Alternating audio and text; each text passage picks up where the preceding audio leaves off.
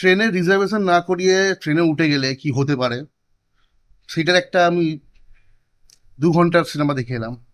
যে তোমাদের ট্রেনের রিজার্ভেশন না করে যদি উঠে যাও তাহলে কোন দেশে নিয়ে ছেড়ে দেবে, কি হবে। মানে টোটালি অ্যাড লাগলো। জোক সাপার, আমি কথা বলছি বাটওয়ালা 1947 সিনেমাটা দেখলাম। কেন দেখলাম সেটাই আমি এখনো বুঝতে পারলাম না, কি কারণে দেখলাম। আর সব থেকে বড় প্রশ্ন, সিনেমাটা বেরিয়েছে কেন ভাই। 1947-এর একটা ওই বাটওয়ারা যে দেশভাগের সিনটা নিয়ে, যে দেশভাগের যে ঘটনাটা ছিল সেইটা নিয়ে একটা সিনেমা, পুরো টোটাল সিনেমা বার করে দিল। তারপর 15ই আগস্টে রিলিজ করলো, 15ই আগস্টে যাতে ভেবেছে হয়তো গাদার টু যেরকম পয়সা চেপেছিল সেরকম পয়সা চাপবে। আমির খান সেটা ভেবেছিল, কারণ আমির খানের প্রোডাকশন। ফাইট ওই টাইম চলে গেছে, ওটা তো আর চলে না।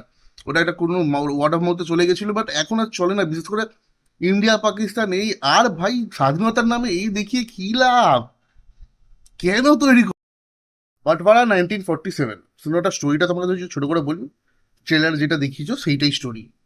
যে দেশ ভাগ হওয়ার সময় সানি দেওয়াল, প্রীতি জিন্টা, ওর ছেলে মেয়েরা সব পাকিস্তানে শিফট হয়ে যাবে। ওখানে গিয়ে একটা অলরেডি একজন মহিলা আছে, যে রোলটা সাওয়ানি আজমি প্লে করছে, তার একটা বাড়ি রয়েছে। সে হচ্ছে হিন্দু, মহিলাটি হিন্দু। এবং ওই বাড়িটা কাদের নামে অ্যালট হয়, এটা সানি দেওয়ালদের নামে, যেহেতু ওরা মুসলিম, পাকিস্তানে চলে গেছে, ওদের নামে অ্যালট হয়। কিন্তু ও গিয়ে দেখে যে ওখানে এই হিন্দু মহিলাটি একা আছে। তারা বলে ঠিক আছে, চলো, কোনো প্রবলেম নেই, তুমি তোমার সেই মাই, দেশ ভাগ হওয়ার আগে মায়ের মতো ছিল, তুমি এখানে থাকতে পারো। কিন্তু ওখানকার পাকিস্তানিরা সেটা মেনে নেয় না, সেইটা নিয়ে ঝামেলা। এইটা আমার মা, মা মা হতি মা এই হতি মা সেই হতি, হ্যাঁ তেনা করতে করতে উৎপাটাং, মানে সিনেমা শেষ হয়ে গেল। সিনেমাটা কেন এলো, কেন শুরু হলো, কেন ডায়লগ হলো, কিছুই বুঝতে পারলাম না।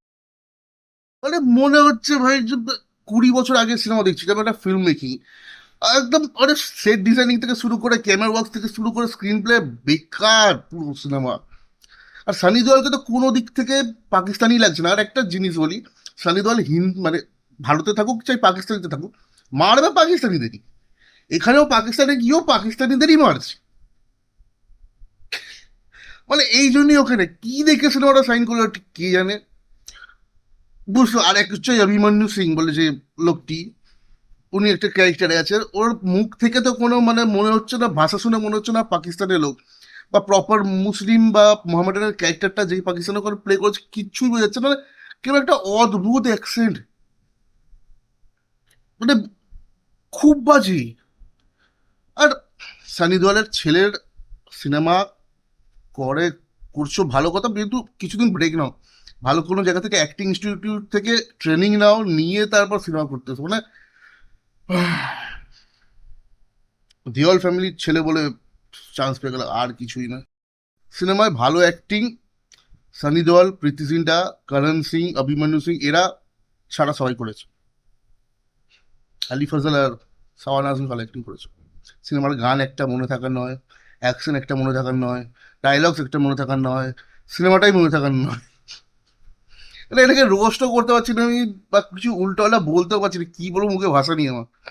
কেন এলো, কেন গেল, টিজার ট্রেলার রিভিউ তো করিনি, এইটাই বা কেন দেখতে গেলাম, কেনই বা আমি টাইম নষ্ট করলাম টাকা দিয়ে, কান্না লাগছে। আমার তরফ থেকে বাটওয়ালা 1947 একটা বিগ থামস আপ নয়, একদম ডাউন। তাহলে সিনেমা ছিল একখানা, আবার রেটিং পেয়েছে অ্যাডাল্ট। আহ, ঝেল। সিনেমাটা চলছে না। সানি দলে কিছু ফ্যানরা বলছিল যে ইমরান হাসমিকে মেরে দেবে, এই করে দেবে সেই করে দেবে। আর ইমরান হাসমি টপকে কবে চলে গেছে। এখানে তো কলকাতা তো চলছেই না। যদি চেক আউট করতে চাও, যেও না, একদম যেও না।